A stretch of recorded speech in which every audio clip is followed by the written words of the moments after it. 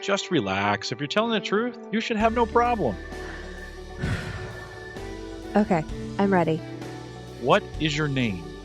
Emily Prokop. What podcast is this? The Story Behind. What episode is this? The Story Behind the Polygraph. Have you ever taken a polygraph test before? No. Have you ever lied before? Yes? Will Maury be making an appearance on this podcast? No, Maury won't show up to tell me my husband's been cheating on me with 7 different women or something like that. Then what's the point of the polygraph? Find out after this quick message.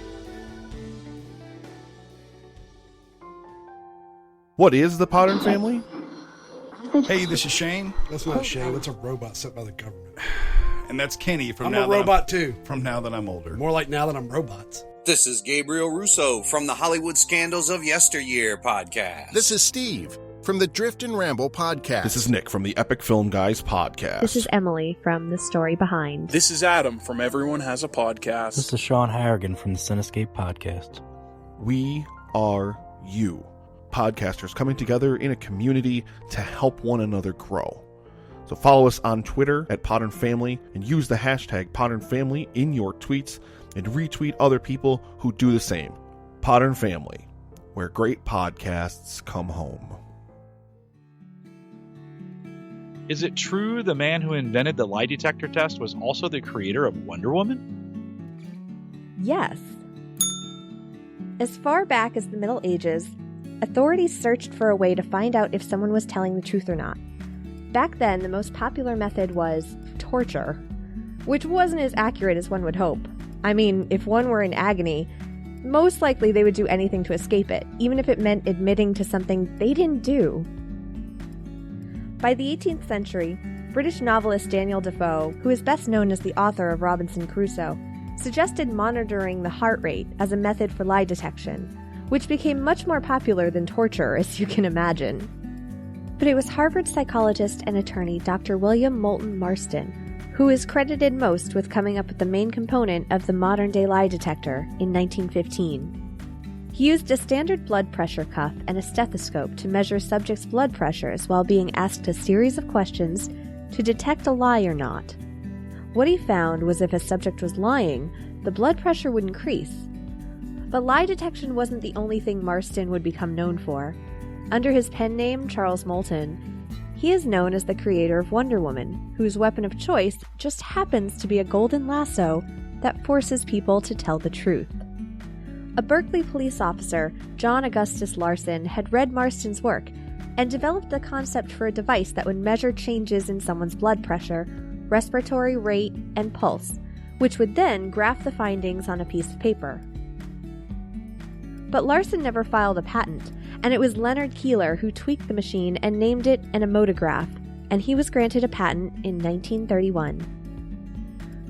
The word polygraph, by the way, had been used for a machine used by Thomas Jefferson to copy letters, but the lie detector has since taken over the word, whose etymology comes from the Greek words poly, meaning much, and graph, meaning writing. Keeler's original omotograph was destroyed in a fire, and he created a better machine, which was faster to set up and what we now know of as a polygraph. Keeler was known for being a master at bluffing lie detector subjects to the point of confession. One of his students at Northwestern University was Chester Gould, who is said to have based his character, Dick Tracy, on Keeler.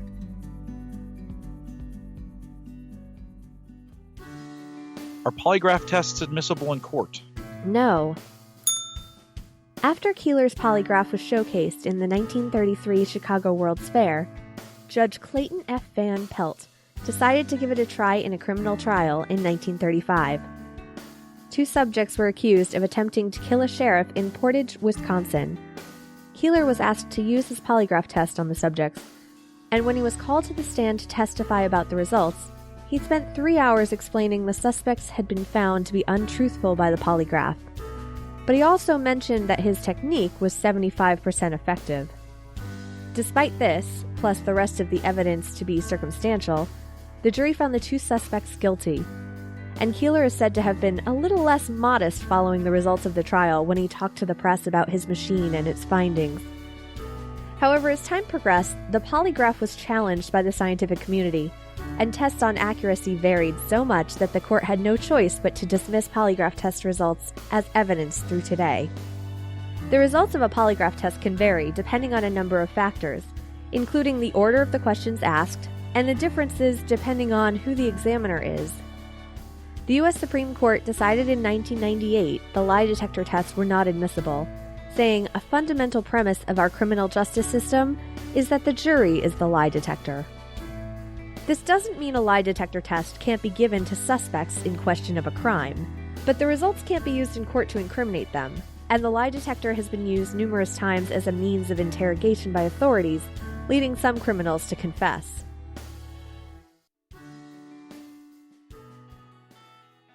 Can you cheat a lie detector test? Yes. Some of the most popular search results when I was doing my research for this episode were articles about just that, how to beat a lie detector test. It must be one of those things we all want to know, just in case. The polygraph measures breathing, blood pressure, heart rate, and perspiration rate. But to find a control measure for these, basic questions are asked in the beginning of the lie detector test, such as your name, your age, or what day it is. This sets a guide for what the polygraph is measuring later questions against, since the tester already knows the answers to these control questions. However, if you raise the numbers of your vitals while answering these control questions, it'll set a higher number for subsequent questions to be measured against. If you've seen the film Ocean's 13, you may remember a scene in which a planet was able to pass the lie detector test by putting a thumbtack in his shoe and applying pressure during the control portion of the test, elevating their vitals. Another problem with testing physiological levels to determine if someone is lying is the fact that if someone is considered a sociopath or a psychopath, their levels would consistently be the same, since if someone lacks the ability to feel guilt, as psychopaths do, they would also lack the physical signs that go along with it. Just think of Sharon Stone's character and how she passed a lie detector test in Basic Instinct.